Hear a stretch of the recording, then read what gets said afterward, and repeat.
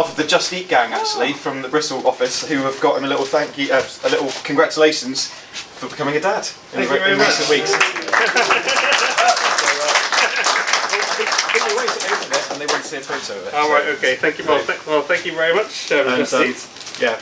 Gift doesn't stop giving. Writing a talk weeks after having their first baby is pretty good effort. So thanks. I wasn't sleeping last night anyway. Oh my god. Well.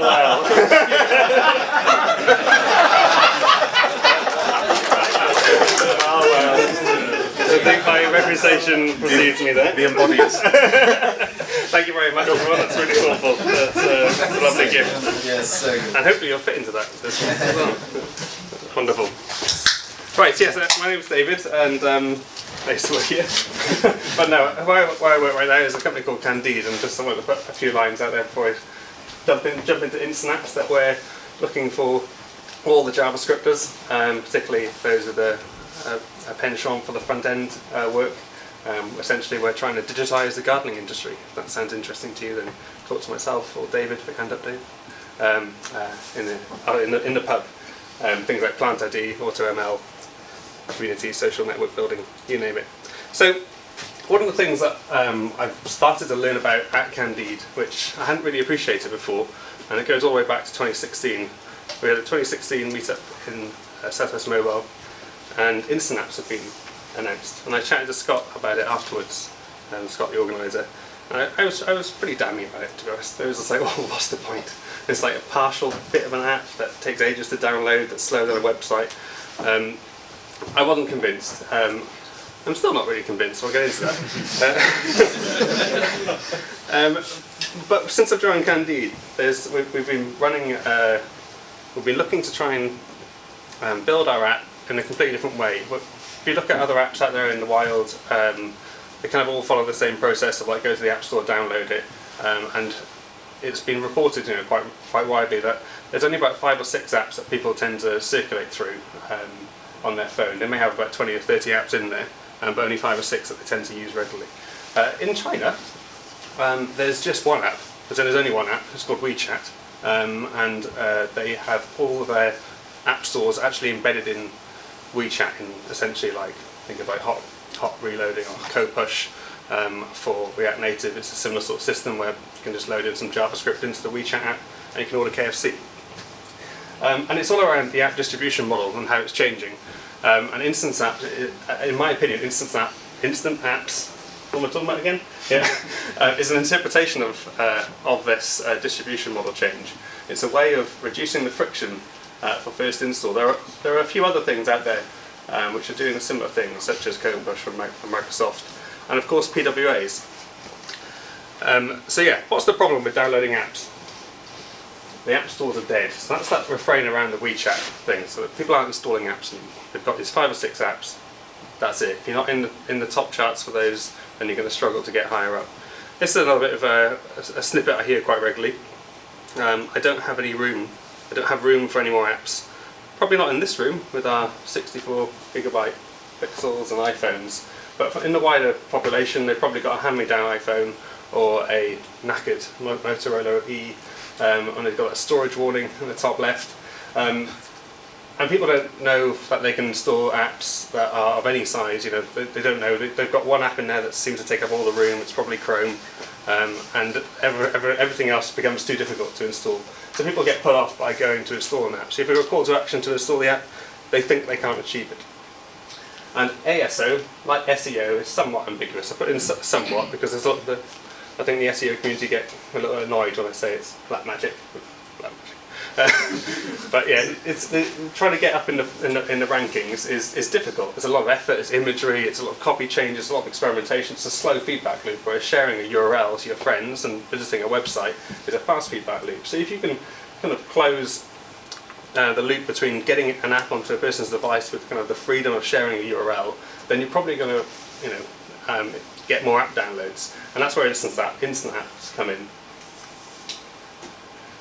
From a technology standpoint, and instant apps are an Android-only technology for the uninitiated, so it's not an iOS equivalent right now, apart from PWA, since Safari has recently supported service workers.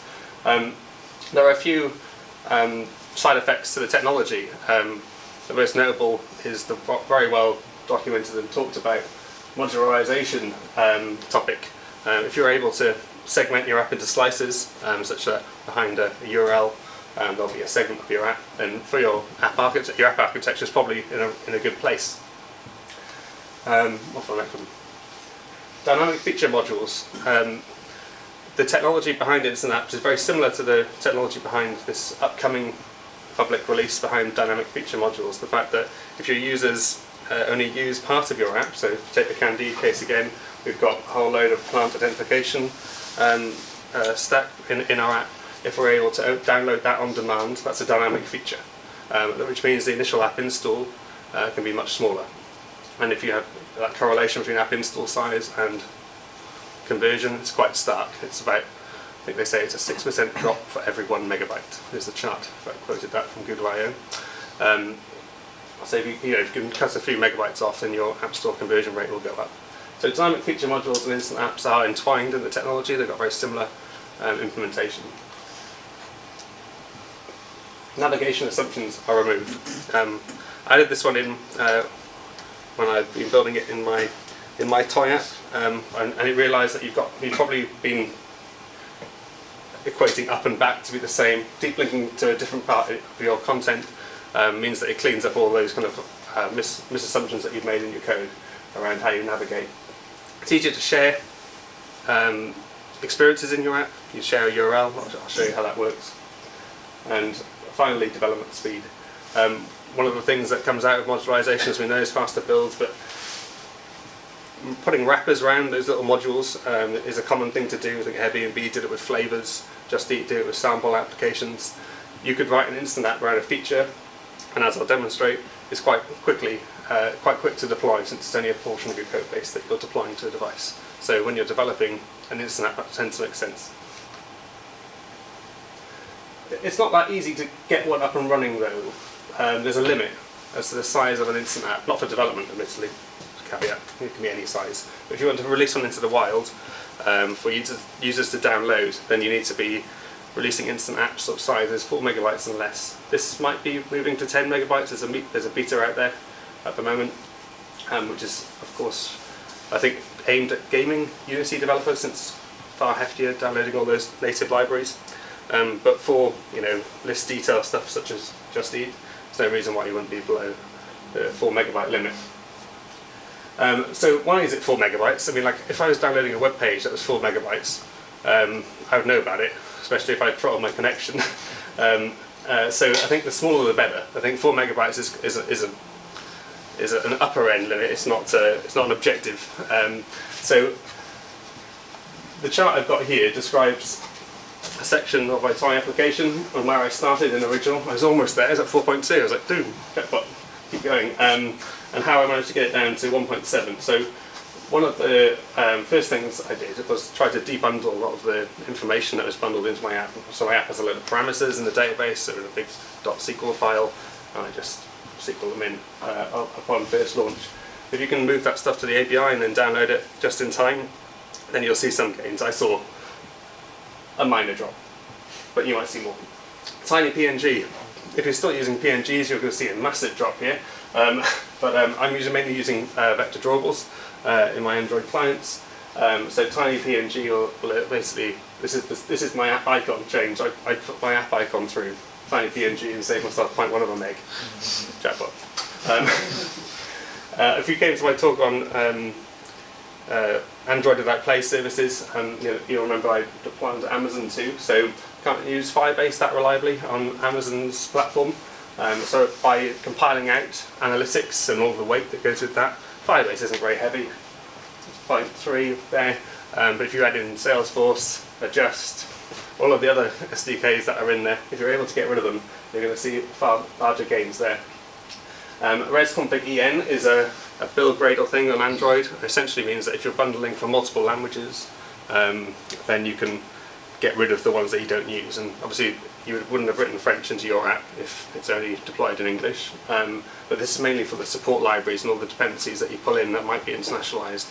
And by specifying this, you can strip away the resources in those dependent libraries which may not be being used by your app.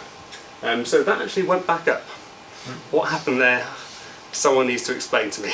I did this 3 times, thinking this can't make any sense. So the yellow bar is actually the install size, which I was using as a proxy for the 4 megabyte initially, and so I realised that that's actually wrong. There's a download size, and that's what the 4 megabyte limit applies to. So not the thing that when you go into storage in Android and you look at the size of your app, it's actually, as I'll show you in a second, what comes up when you look at the APK analyzer. So if someone can explain to me how that goes back up when I remove resources, that'd be good to know. But the big change is ProGuard. It's the when I first heard about Instant Apps, back in 2016, 2017, there was a big long article written by an affluent GD Wozniak, I've forgotten his name, not Steve, and essentially he goes into some detail about how you can enable ProGuard, which is essentially an obfuscation and code shrinking tool for the JVM, on Instant Apps. It went into about 5 pages on Medium, as in like 5 full scrolls. It's really involved. But good news, as of Android Studio 3.2, all of those woes have gone. You just say go, ProGuard my stuff. So if you're using ProGuard in your release builds now, then it'll just work. This saved quite a lot in my toy application. So my install size eventually went down to about 1.7 megabytes. If I tried to download a web page of 1.7 megabytes, I might not notice. There's still work to do there, and that leads me on. Oh, yeah, question. Go. Just quick. Is that with Optimize on or not? It was with all the things. Okay. I did have a slide in here of the matrices of all those don't obfuscate, and yeah, it's. I'll show you my config afterwards, and you can tell me whether I've done it right. Yeah, I think I've got them down as low as I can, but there's a lot of code. That drop represents that I'm bundling a lot of code in my modules that I probably should have split into smaller modules in a different one. Anyway, this is what it looks like when you look at an APK analyzer, the 1.7 megabytes, and you'll see that the actual Java and Kotlin has got itself down to 1 meg. When I first deployed my app in 2009, it was 1 meg. So that's quite a reminiscent fact. Okay, how do you build one? I really find this diagram not very useful. This is what you see everywhere with Instant Apps. It just goes, you just get your features right. There's something called base, and boom, Instant App. The reality looks a bit like that. But it's the key point about Instant Apps is it's URL addressable, by which point you can deep link to it. And if you can deep link to it and your code is isolated in that little slice, then you're going to find it very easy to put an Instant App in. If your code is a bit more convoluted, then this diagram just mocks you.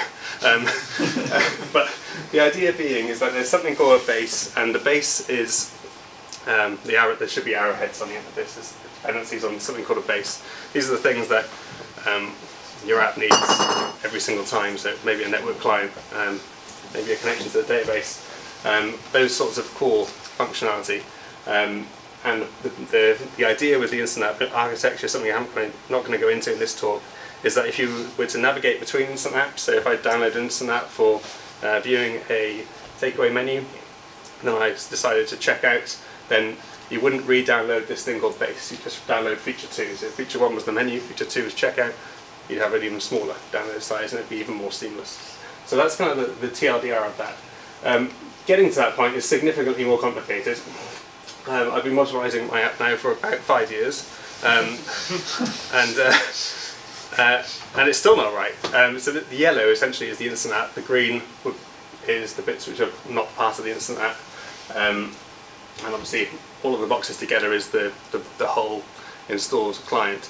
And what this diagram is saying, and it kind of harks back to that big drop you saw in ProGuard, is that my modules are kind of focused around the technical discipline. So around domain refers to DAOs, essentially, connected to the database. API client is an SDK. You could probably split these things down into smaller things, smaller modules which represent what your feature does, and that will probably be another way of improving those download times. Because essentially ProGuard is removing a load of code there because my module structure doesn't reflect that kind of feature use case. So that's kind of like something I've learned from this process, is that I probably should go further if I want to optimize this even more. So what does it look like? Right, let's see if I can, you can see, let's show you. How am I doing for time, Dave? Thanks. Right. I'm going to see a picture of my kid now. Oh, whoop, yeah. Okay.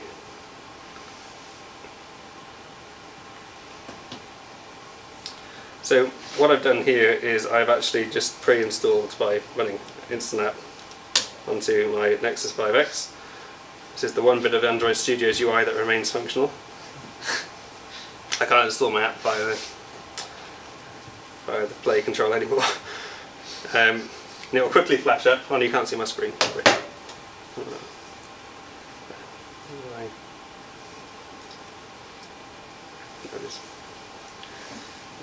Okay, and now essentially the kind of the demo here is that it would be like my app is all about surfing, about swell, about tide.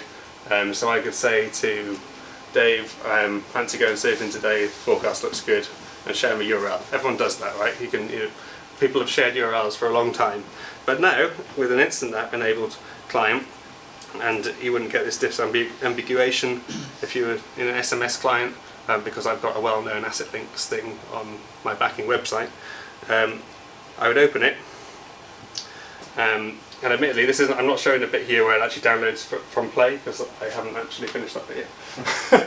And it would launch a native experience. So this is my native app, the feature module in my native client, with a load of functionality removed. Previously in the top right there'd be things like deleting and editing and all the things that aren't there. But now you just got the plain application with a slimmed down view of the content.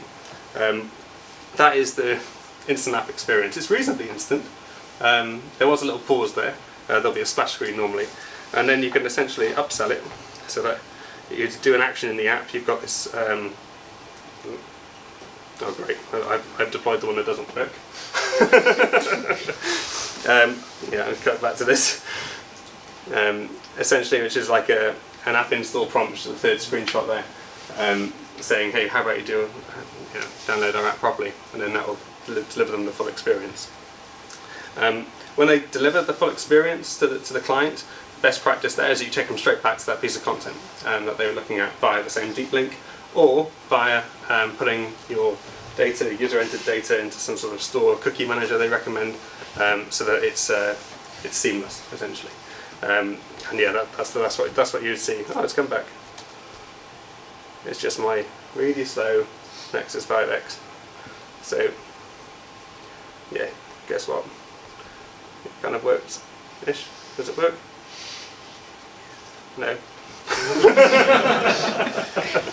Okay, good demo, demons. There are a few things I've skipped.